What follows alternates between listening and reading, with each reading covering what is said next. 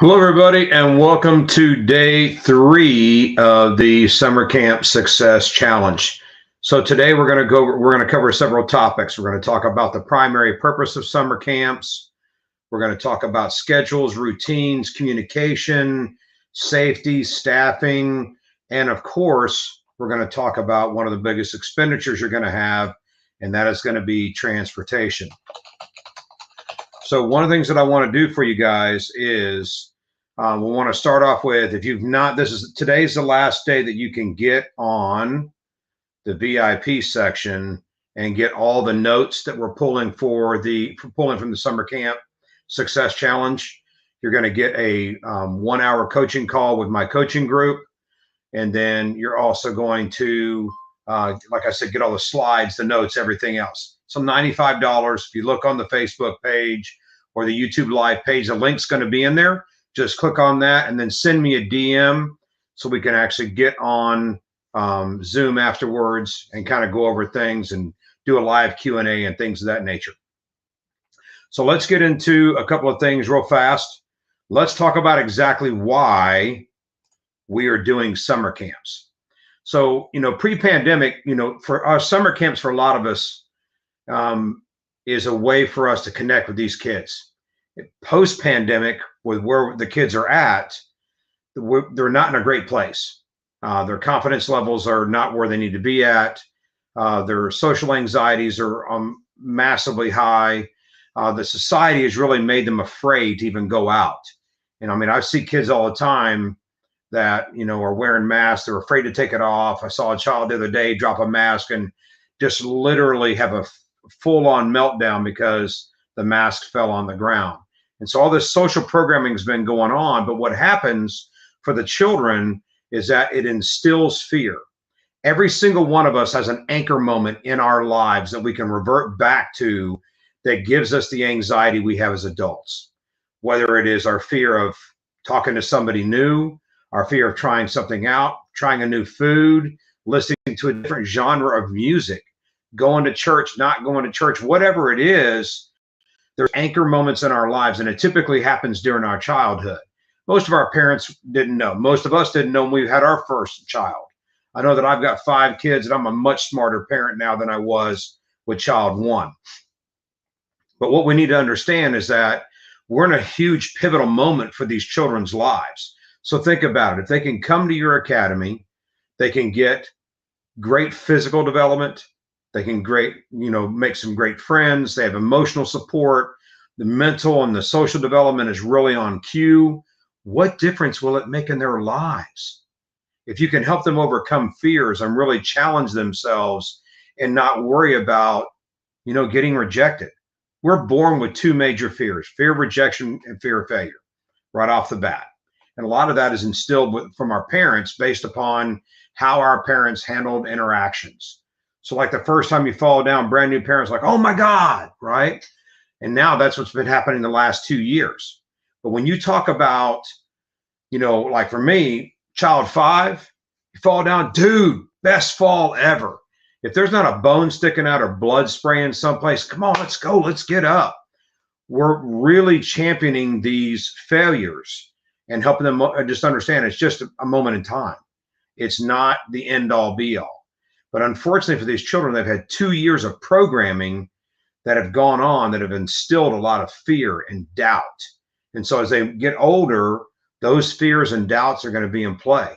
I see it happen with the teenagers as they start going and trying to find a job, applying for college or applying for trade school, whatever it is. They're going to be afraid of failure. So they're just not going to try at all. And I'm seeing it big time. So the thing we have to do is we have to turn these summer camps into areas where we can really impact these children's lives. The thing is that when you look at a summer camp the right way, and a lot of people in our industry, especially in the martial arts industry, they'll tell you, oh, you're only running summer camps because you can't run a successful school. Well, that's bullshit. It's not the case. People who run great summer camps fully understand what their role is. The role of the summer camp is a funnel system. That funnel system drives traffic to the academy. For a lot of us, especially for my academy, We let them choose the weeks that they need.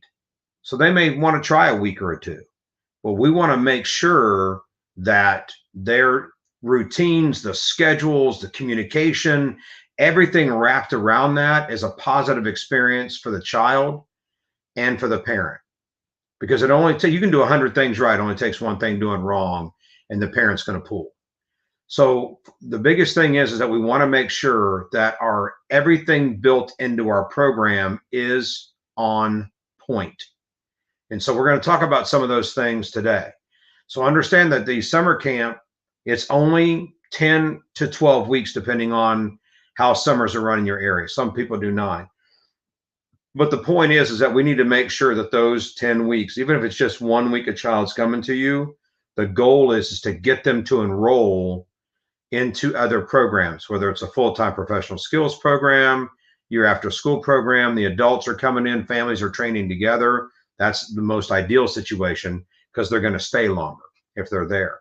And if you've not watched the call, watch the call I did on Monday on day 1. And I'm talking about when you look at what your exit strategy is, if you have a recurring revenue model system inside of your business will sell for more and evaluate more than it will if you're just a standard brick and mortar selling retail, because it's not a recurring revenue model.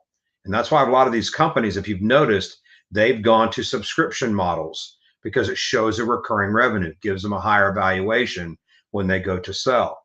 So the things I'm going to talk about with you guys today, and we'll get this slide set up, is we're going to talk about daily activities. We're going to talk about communication, and we're going to talk about safety and staffing, because all of those are 4 important things. So let me just bring this up. So daily activities. Daily activities is broken down into 2 categories, one for the campers, one for the staff. If your staff does not, you're not properly training your staff, telling them what they need to do, what their responsibilities are throughout the day, I promise you, the kids are going to get bored, they're going to get distracted, they're going to get off point, and the staff's going to be frustrated because you're always going to have that 80-20 rule. You have the 20% of the staff that's going to be busting their butt, getting stuff done, and you're going to have the other 80% that's kind of just floating and they're existing. But the thing is that if we can get everybody trained, everybody knows their role, then it's going to be a lot better on everyone. So what we broke down is that if you're in a VIP section, you'll actually get a copy of this slide. But we broke down the staff to help them understand what time they're coming into work, what their responsibilities are that day. So everybody knows when we're preparing for field trips, everybody knows exactly where they need to be and what their responsibility is to help us be on time.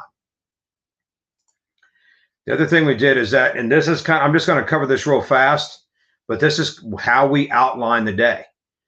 The doors open at 7 a.m. We have activity stations from 7 to 9. We have a 9 a.m. roll call. 9:15, we break into groups for icebreaker games. And then 10, prepare for our first field trip of the week.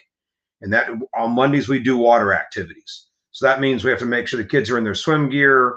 And I'll talk about communication in a second, why that's so important for this. We have to apply sunscreen, make sure they got their lunchbox, their water bottle, their towel, their flip-flops, Crocs, sliders, whatever you want to call it. The staff is doing their responsibility. You have part of the staff that's doing the sunscreening. You have part of the staff that's ensuring they're getting lined up. You have another part of the staff that's making sure the vehicles are getting ready and that they're all set and ready to go. And another part of the staff that's making sure the kids have all of their equipment for that day before we leave the building. Once we leave, it's hard to come back. Plus, we also want to make sure that if a parent made a mistake or the child left a lunchbox in the vehicle, parents already driven off, gone to work, you want to make sure that you have time to get things done so that we're not doing that mad dash, everybody getting frantic, we're already late getting out the door, and now we're having to pack a lunch for a child. Now, the majority of my parents do a fantastic job because of the things we do on the front end to make sure that they're properly prepared for the day. And then also whoever your greeter is at the front door, they're also looking out for things. So if a child walks in, they've got their lunchbox, they've got their water bottle. I mean, let's say they got their towel and their water bottle, but you don't see a lunchbox. We're asking that question. Hey, do you have your lunch? Oh, I left it in the car. Well, go get it. We'll get that done. We're not having those situations roll up. And then we have, get into safety protocols. That's another big thing we're going to talk about here in just a minute. What time we're leaving. The staff understands that. What time we're leaving the building, what time we need to be loading them up. What are the safety protocols once we get on the buses and the vans to make sure that everybody's safe and secure, they're belted in, everybody has everything that they need. We also talk about when we get to especially pools, what is our ingress and egress? What are we doing to get in and get out safely? We've run camps for over 31 years, and I am anal as all get out around the pool. I want the kids having fun, but I do not want a situation popping up. We had one of our competitors a couple of years ago, the very first day of camp, did not have the same safety protocols we had. And unfortunately, they lost a child the very first day of camp. And we just found out last week, they're closing the doors forever. They could never rebound back from that. And I hate it. They're a good organization. They're not bad people. But unfortunately, they just didn't have the safety protocols put in place and the training put in place for their staff. So this is kind of how the day outlines. We understand what time we're getting back from the field trip, what the routine is once we get back from the field trip, because we want to get them out of wet clothes, get them into dry clothes, make sure their wet clothes go into a Ziploc bag, which is part of the communication that we do with the parents. And we want to get that set up.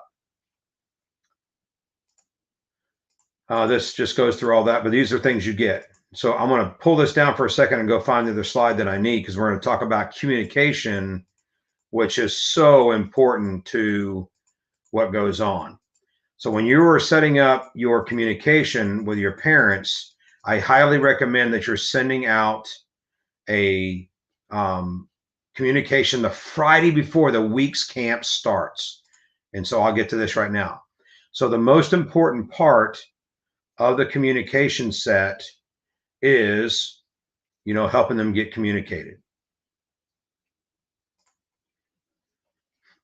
Hang on just a second. I'm trying to get rid of this screen right here so I can get into everything for you guys. So communication, as you know, if you're married, you know how important communication is. Having customers and communicating with them and communicating with the children is equally as important. So that communication piece starts from the time that they register. So as soon as they register for your program, there's communication pieces that are going out. There's phone calls that are being made. We want to make sure that we get them on point as fast as possible. So we have 2 orientation meetings that we do in May. We do one at the 1st of May, and we do one at the end of May, right before summer starts. Our goal is during those orientation meetings is one, we want to get the family in. We want them to see where we are at. We want the kids to meet us where they know where they're going to be coming at. That's going to reduce their stress later on. We also want to make sure we get all of the summer camp paperwork brought into us, and summer camp shirts are distributed out. And so that's one less thing we have to do on the first day of camp for that week. So like I said, those orientation meetings, they last about an hour long. We go over all the policies and routines and structures and activities and everything that we're doing. We go over the summer camp handbook with them, which I highly recommend that you do, to make sure that everybody is on point. And that like I said earlier, that orientation meeting is a great time for the kids to meet us. With the anxiety level with children right now, with them being so fearful, having that connection before they ever come in the academy for a week of summer camp, they're already going to be nervous. When you're running, we have camps that are 150, 160 kids a week. So when you have that many kids coming in, and let's say 20% of them are brand new, they don't know anybody. And so to get them in a situation where they feel I know the instructors, I'm okay there.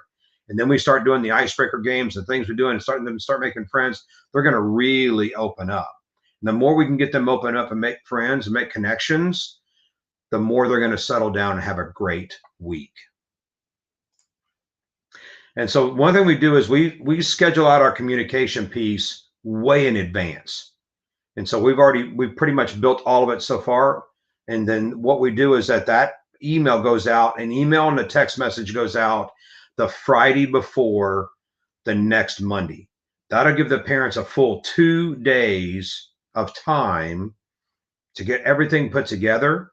So when the child walks into camp that Monday morning, they have everything that they need. which is going to reduce their stress, which is going to reduce, the staffing stress, because then we're having to pack a lunch. We're having to try to find, bathing suits to, that way the child has a positive experience. Remember what I talked about earlier. Everything we're doing is about a funnel system to build into other programs for them to stay. So if they have a negative experience, and it could not even be our fault. I mean, I've had situations where we've had parents that did not bring a bathing suit, and then the child can't swim, and the parent gets mad at us. And we've tried to call them and say, hey, your child didn't have a bathing suit. Can you bring one? No, I don't have one. And then then they get mad at us. I think they're really mad at themselves, but they take it out on us. But again, if I can eliminate that negative experience and keep them with a positive experience, the child is going to want to come back. That's one reason why years ago we stopped doing an a la carte setup. We stopped doing where some kids could do field trips if they paid for it and some did not. We just do it all inclusive. Everybody does everything. That way everybody has the same experience. Because when the kids come back from having, that field trip, that positive experience, the children that didn't get to go, it's like, when your friend gets ice cream, and it's like the old Eddie Murphy thing. I've got some ice cream and you can't have none. It doesn't make them feel well. And so we want to make sure it's a positive experience, because we want them to come back. We want them to enroll in other programs. We want them to experience the benefit of being with our academy, not just for 1 week, but for years. If they can do that, man, the impact we get to have on them is so massive. And so we want to make sure that we are doing that. So those communications go out every Friday before summer camp comes into play. This is what the communication sheet that I send them.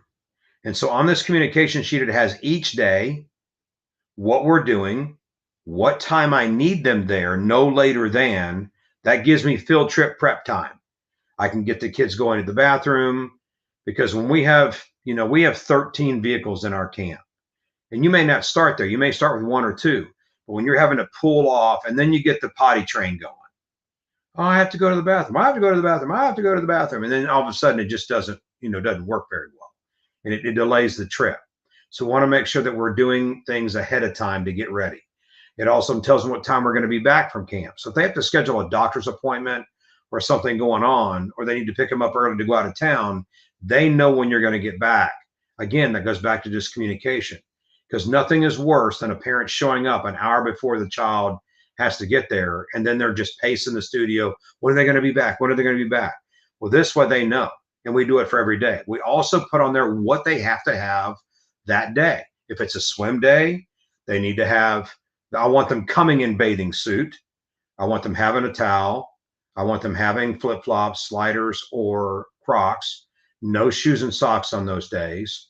I want them having a change of clothes, so that when they get back from the pool, I can get everybody dried off, changed, and then, out of wet clothes. And I asked them to pack a big Ziploc bag to put all the wet stuff into, so that we are not having any issues of things getting wet inside the locker, like their uniform or things of that nature. The other thing I asked them to do is that on swim days, all the wet stuff goes home. None of it's left, because I don't want that wet, mildewy smell getting inside of the academy. We do that for every day. Now, we provide lunch on Fridays, but one of the things I do put in the communication piece is that if your child has a special diet or they are vegan, they have to prepare for that. We typically go to a buffet style pizza place that'll have salad, and they'll have macaroni, or they'll have spaghetti, so they can get things to eat with. But I tell them it's their responsibility if they need a special diet. I'm not going to order from some other place. That also goes back to communicating with them about allergies. If they have a food allergy, we need to know about it. I'm not going to make everybody else adjust to 1 or 2 children.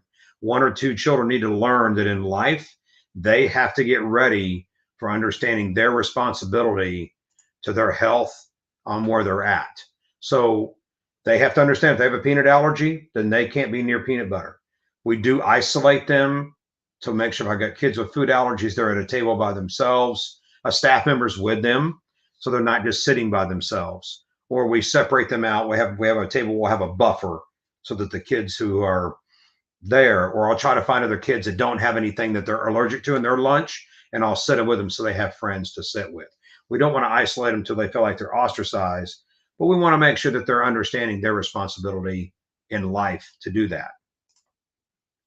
Another thing we do on camp communication, this is for internal staff stuff, is we require a 2-week written notice if anybody cancels, but we have a communication form if they're going to do a change on their setup.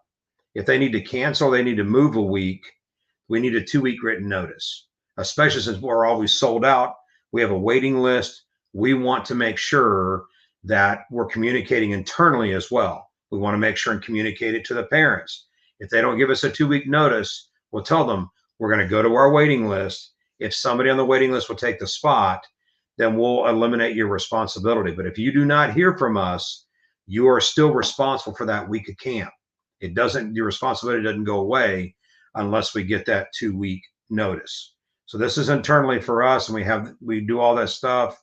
And if the staff doesn't do it, then it's their responsibility. It's their butt on the line. The other thing we do on communication is for staffing communication. This is super important. We post the schedule for the staff the Friday before that next Monday. I tell my staff I require a 2-week notice if they need off time. I prefer more. So even like with our full-time staff, we'll tell them starting in December and January, hey, if you guys are taking summer break or summer vacation, I need to know when it is. So I can start scheduling things. I can reach into my bullpen and pull out staffing people that'll come help us for a week. And this is really super important. Now we have 3 camps. It's one of those color coded on there if you're asking that question. So blue is our Camp Insanity, orange is our Camp Adventure, and red is our Teen Extreme Camp. And so that's where you'll have that. We talked about marketing for camps the other day. I want to pull this down so I can get to the other slide. And we're going to talk about safety and what is so important about that. So I'll find that real fast. So on safety, one thing you want to talk about, there's multiple things about safety. One, I'm lucky enough that I have a registered nurse on staff, but we want to make sure that we have safety protocols set into every aspect of our day. You know what? Let me just do staffing for camps first. Oh, here we go. Safety protocols. All right. So on safety protocols, what you want to look at is, one, you want to make sure that all of your staff is CPR and AED certified. Make sure that if you can get a first aid certification, get that done as well. We teach an active shooter program in our academy.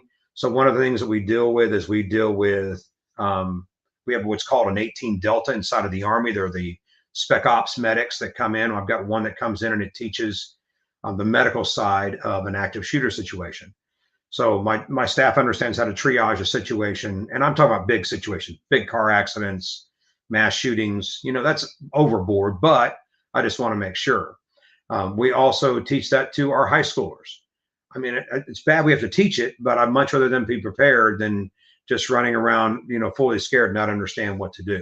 So we teach them how to triage, how to stuff wounds, how to, put a tourniquet on, how to do those things. And all of our staff is required. And our med bags carry all of that stuff. Clotting agents, we have tourniquets, we've got everything that we possibly need inside of that. You want to make sure and keep an accident log book. And here's why. Kids embellish a lot. Not saying that they're liars, they just, embellish a lot, right? It's like the old fisherman going out and talk about the fish that got away was about that big. It was probably like a little minnow. But we just want to make sure that we're getting all of it logged in. So if we do have an injury, we log it. We fully go have the staff put on there what they did, what treatment we did for the child, and then we call the parents to let them know. If it's a small little scrape, not a big deal. But I'm talking about if we had something pretty significant, we want to make sure and write all that down and have the parents sign it when they come in. And we'll actually call them because a lot of times we have on there on the medical form whether or not we're allowed to give Tylenol or Advil or things of that nature. And we just want to make sure, even though we can say yes, we still call them. Hey, this is what's going on.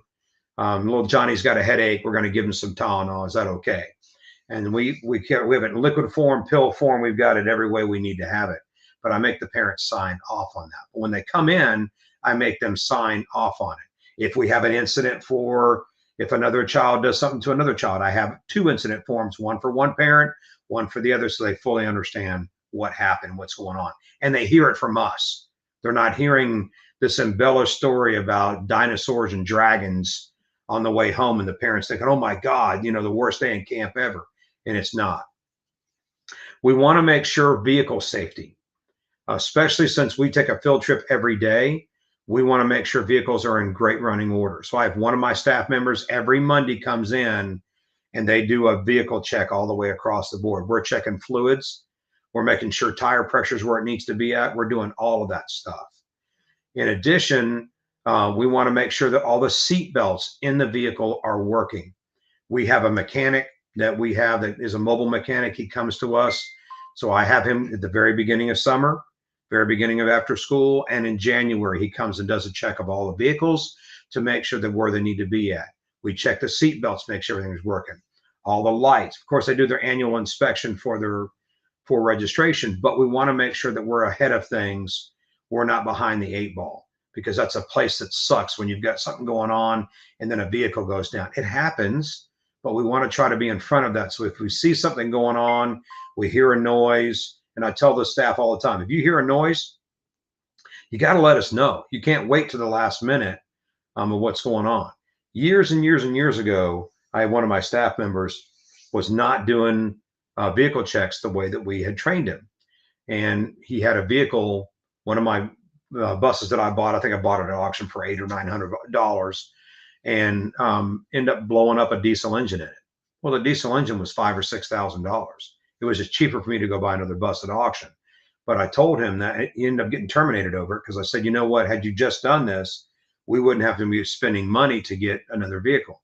So these safety checks are super important. You want to make sure the brakes are working properly, especially if you have a big bus and it's got air brakes. You want to make sure that those are properly aligned and tuned. Make sure that your fuel levels, we never let fuel levels get below a half a tank, ever. We want to make sure that we have plenty enough fuel to get where we're at. If we're taking a long field trip, we make sure and fill up the night before. That way we have a full tank of gas there and back. Typically that's an hour and a half. It's anywhere between, a little bit less than a quarter of a tank, or a little bit more than a quarter of a tank used to a half a tank used on an out and back field trip. And then we'll just fill up when we get back again. Make sure you have loading and unloading procedures. Make sure when you're exiting your building, going to a vehicle, make sure and you have the loading procedures.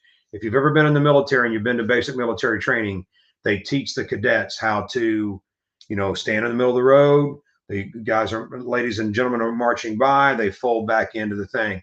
We do the same thing with the staff. We make sure that whenever we're doing that, they're watching traffic.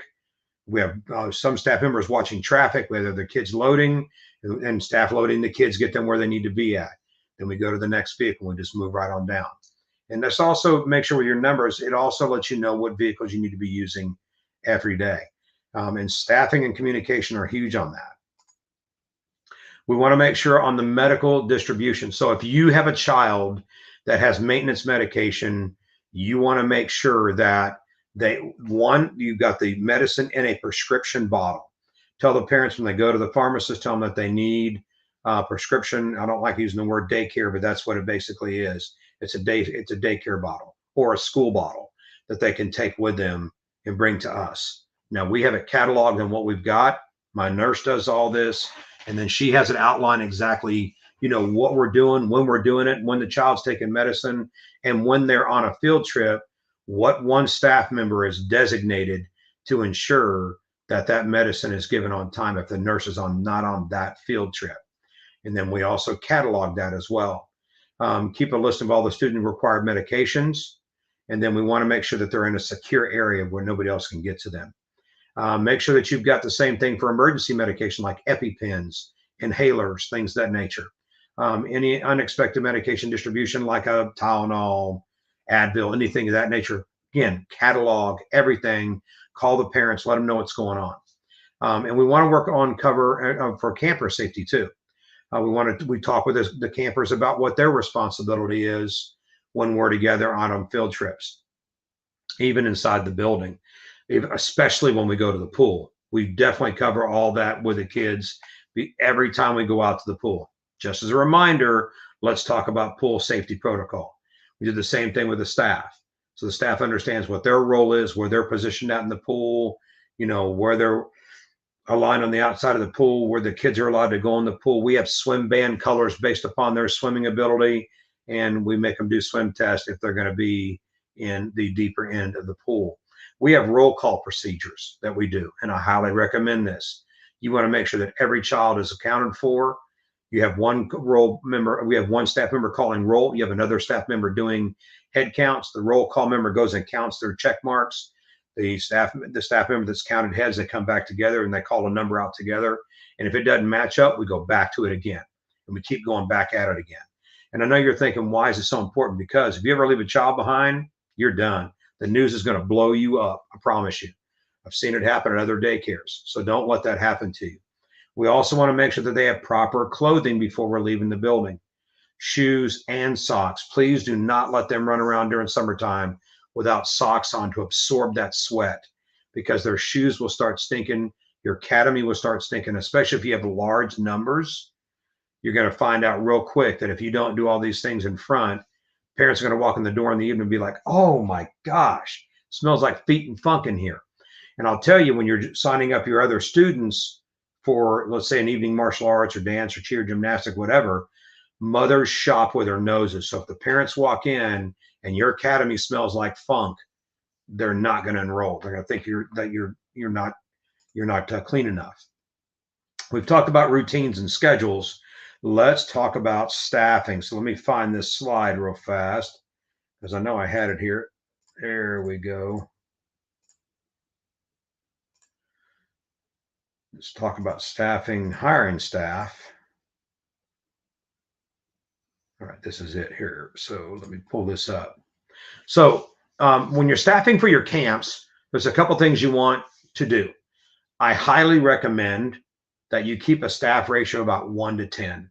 Most states say 1 to 17, 1 to 24, depending on the age of the child. Excuse me.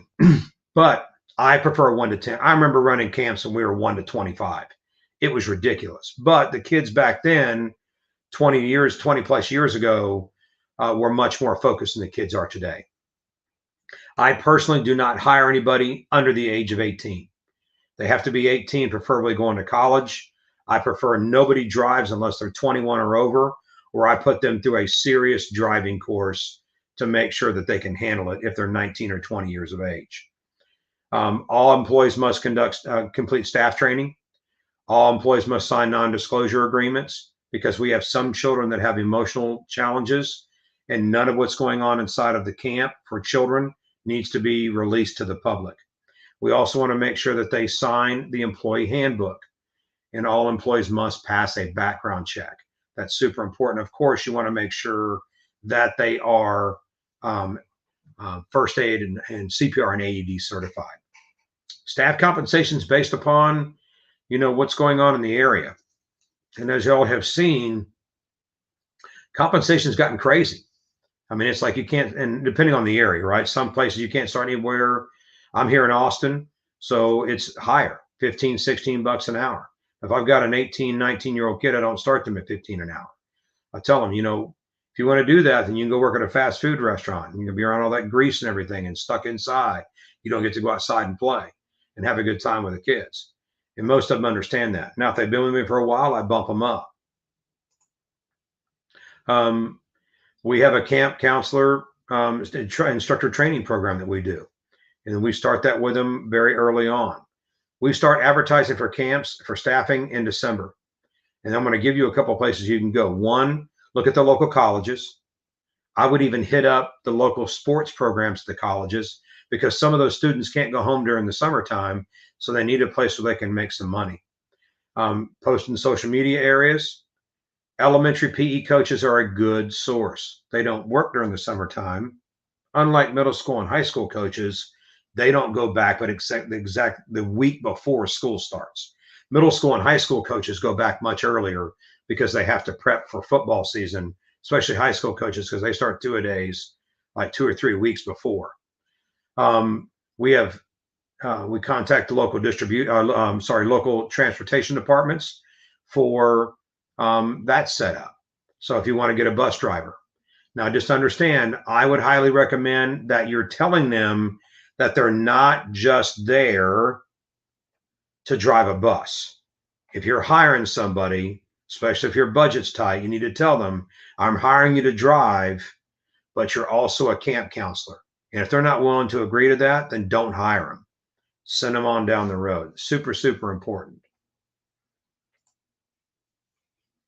All right, so that's it on that part. So let's go to the next piece, which is outside of rent, equipment you buy for your school, the next biggest expense is going to be vehicles. Because if you're going to do field trips, which I highly recommend, a lot of places they do one field trip a week. I like a daily field trip. It breaks the day up. You get to get out. And it really makes an exciting adventure. Remember, our primary goal is to use the summer camp as a funnel system to get them to go to other programs. So to do that, I really need to make the weeks exciting. I want to get them out. I want them to have adventures. I want them to get out into public, and I want them to do those things. So one of the things that we recommend is that, when you're looking at transportation, the biggest question you're going to have is, do you purchase? Do you rent? Do you charter? I can tell you that purchasing right now is tough unless you know where to go, what to do, what to look for. And that's what I'm going to close with today, is how to get a vehicle for pennies on the dollar. This is part of our fleet right here. We just purchased another Transit, and the brown and white bus. I'll tell you what I did with that one a little bit later on today.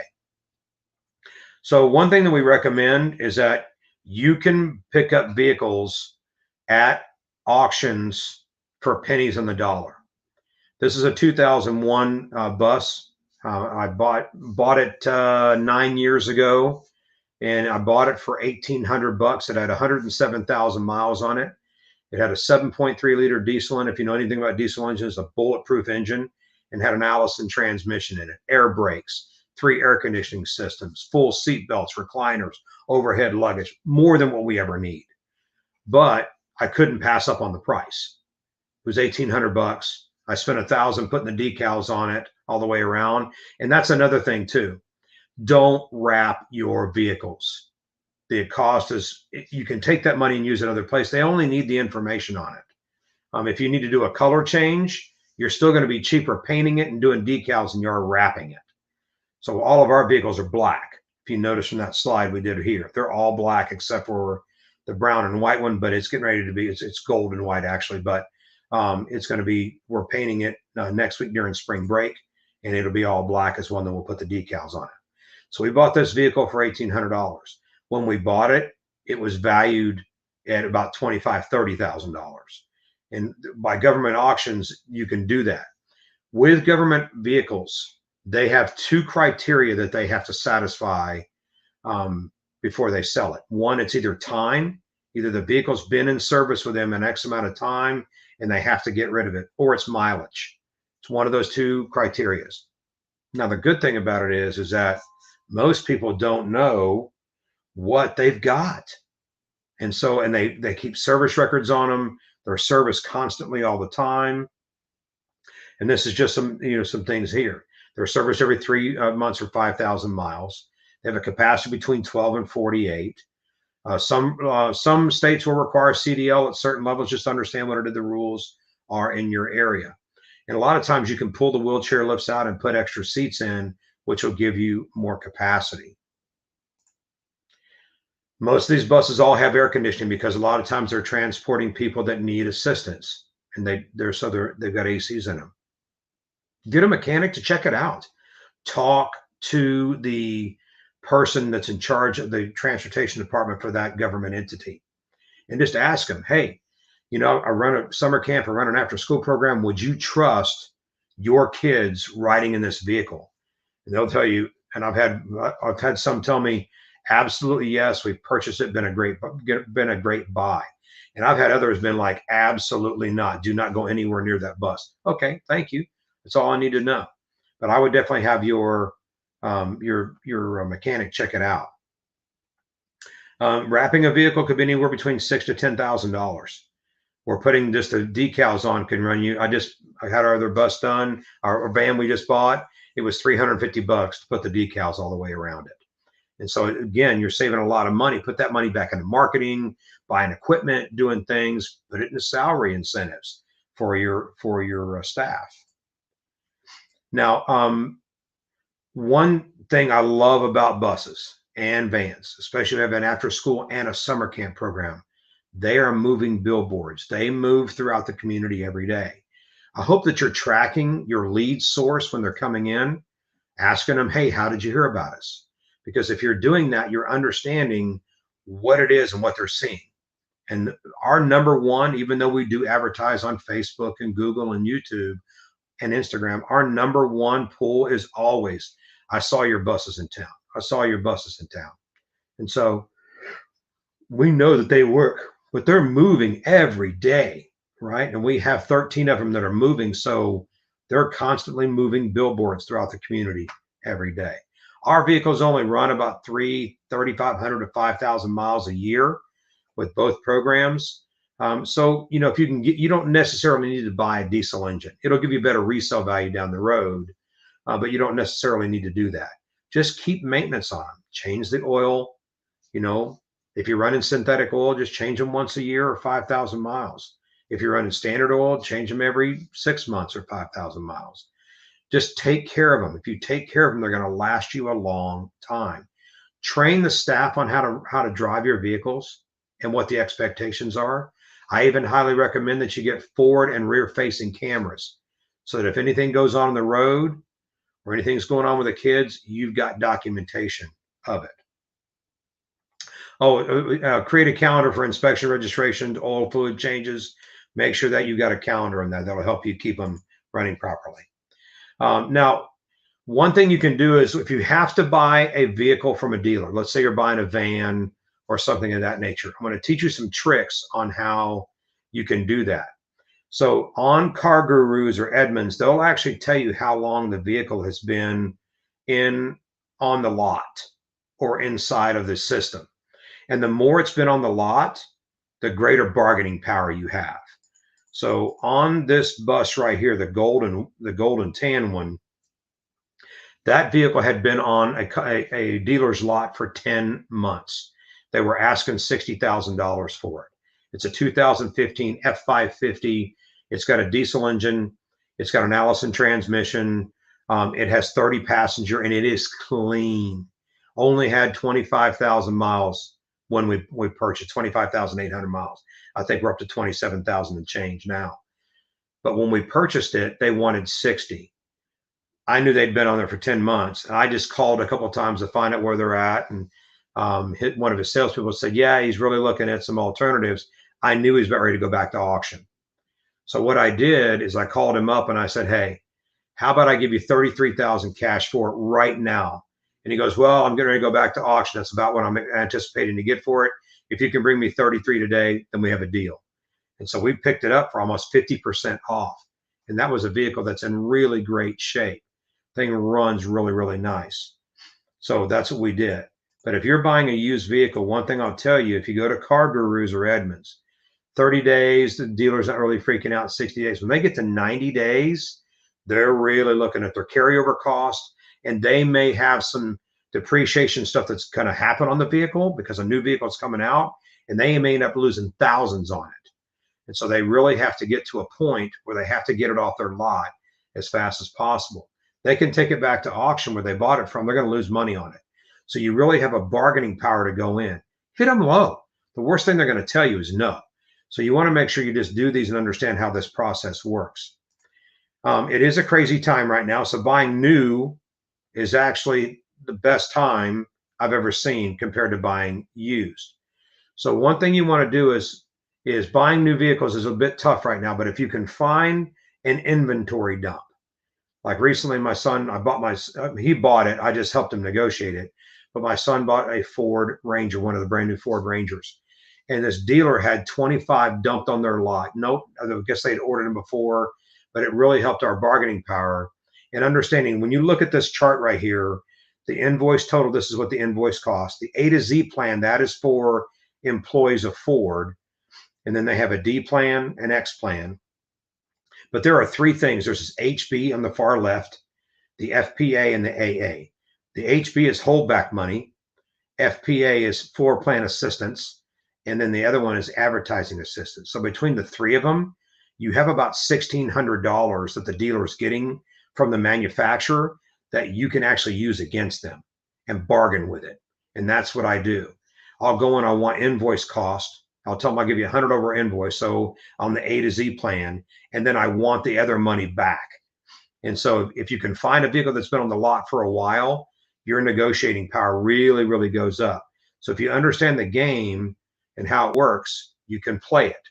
I would do investigation before you go in. Don't get hooked on, ooh, dude, I love that vehicle. And then you go in. You have to understand how to negotiate these things and what's going on. It's a game for them too. They want to try and get as much as they can. You want to try and pay as least as you can. So just understand that process. Now, there's a couple of different ways you can do vehicles if you don't want to buy one. You can rent and you can charter. Check it out now. Renting and chartering are expensive. They're expensive ventures. Now, granted, if you're chartering, you will get a driver. They will do that part of it. You don't have to worry about that part. And if you don't have vehicles now, that may be an alternative.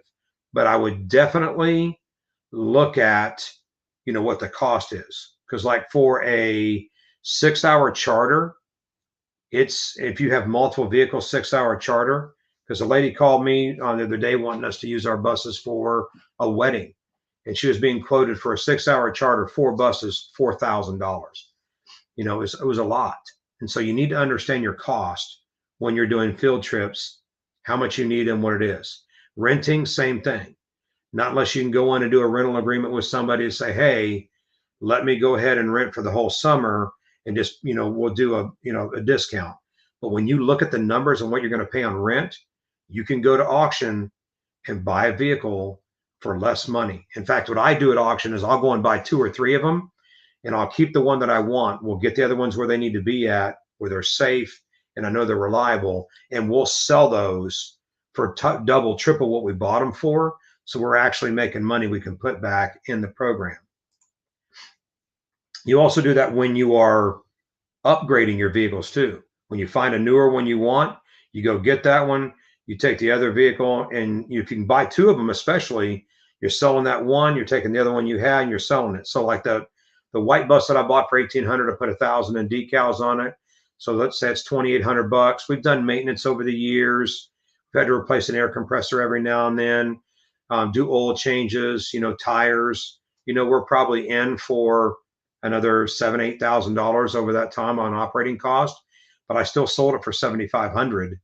But the one bus that I bought for $33 replaced that one. But when you look at it, how much money you're saving over the long run, it's a good deal. So on here are a few areas where you can go that'll have auctions.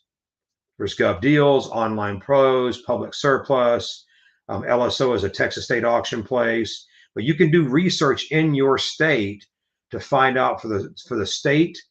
They'll have a service. They'll have a automotive division. They'll have equipment and things of that nature.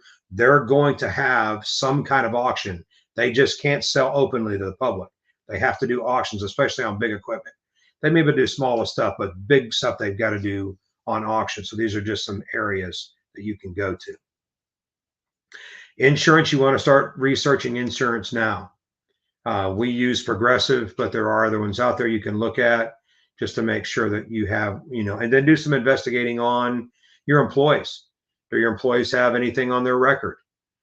Do they have an out-of-state license? Because it will affect the rate. So just understand those things.